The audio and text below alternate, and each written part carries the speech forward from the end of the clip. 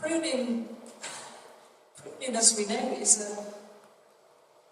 a term that all gardeners would know, but in the church, even though it is a biblical term, it is something we find deeply hard. Pruning we presume to be about failure. It's not. It's actually about possibility. It's about making space. Any gardener knows that you have to prune to make space for the new. So why do we find it so hard in the life of the church? Why do we find it so hard when it is a command of Jesus?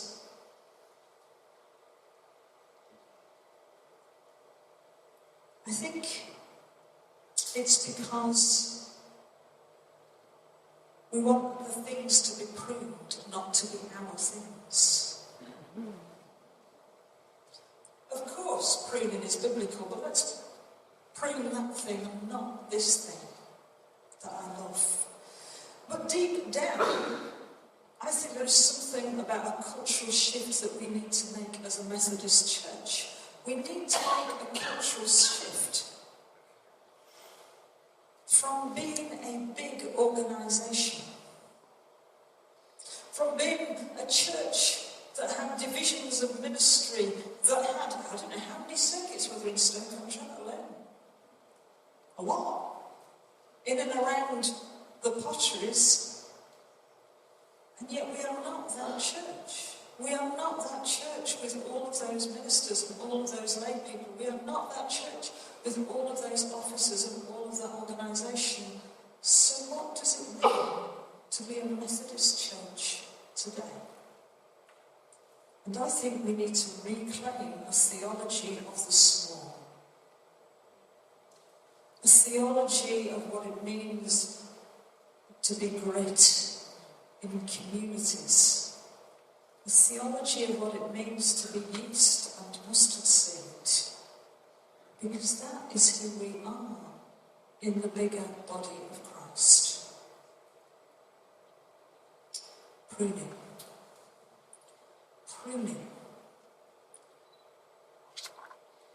When we think about pruning, we have to first think about who we are, and therefore what matters to us. I want to take us into a garden. I'm hoping Rob's got a garden. Here we are, we've got a garden. I like a garden. My husband does all the gardening, but I like the garden.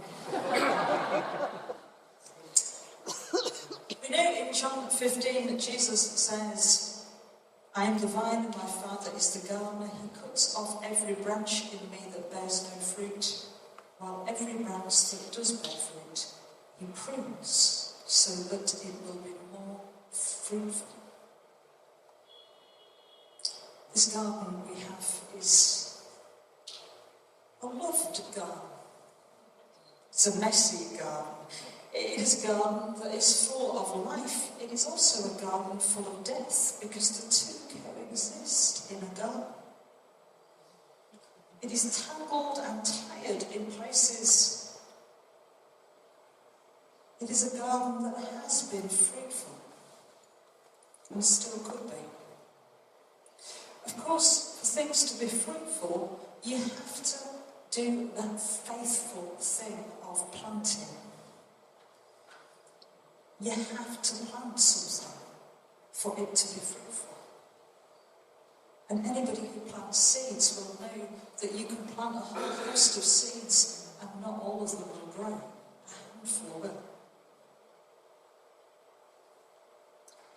And when you plant, those things need to be nurtured.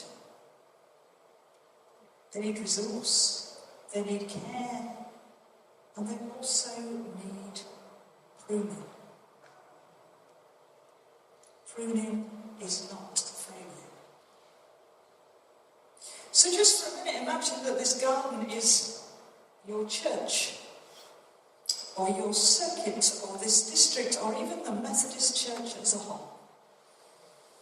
Let's go big. Let's go big or go home. It could be any of those things. And in it, you will note that there are some healthy plants. There are plants that are green and strong. What would they be in whichever part of the church you are thinking of? Those things that make a difference, they might just be kindness and hope and fellowship. They might just be those things that spark some life, that don't ever appear on the agenda of the trustees' meeting. Things that are fruitful. They're there. They are there in our church.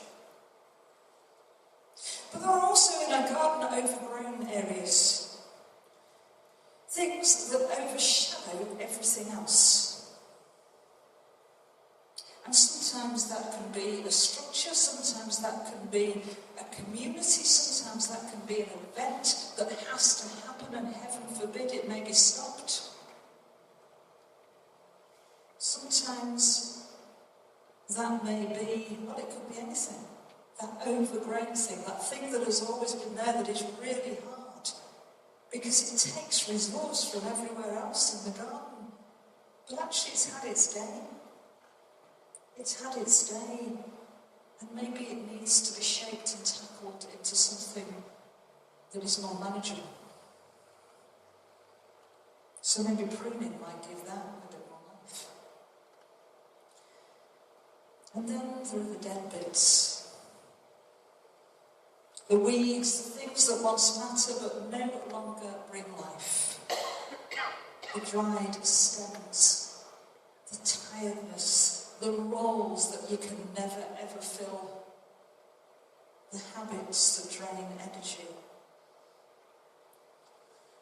Dead things in our garden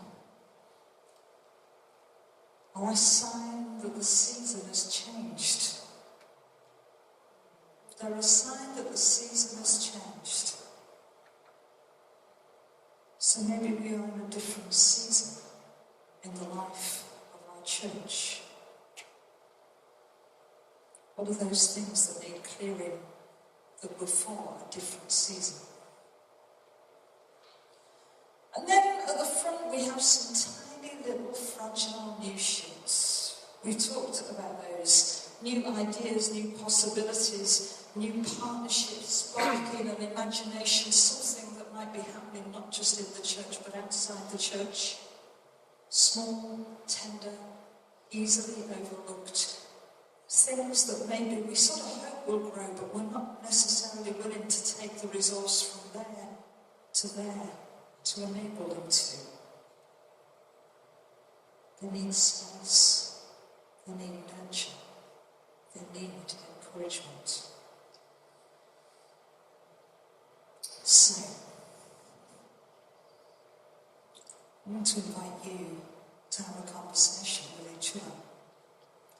And to help the conversation, we've got about 20 of these.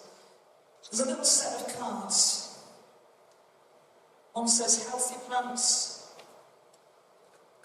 overgrown areas, dead wood, new shoots. I want you in your group for 15 minutes to think about, in your context, what is in each one of those.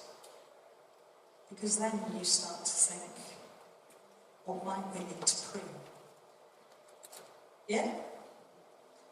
I know you're all flagging. Come on, we can do this.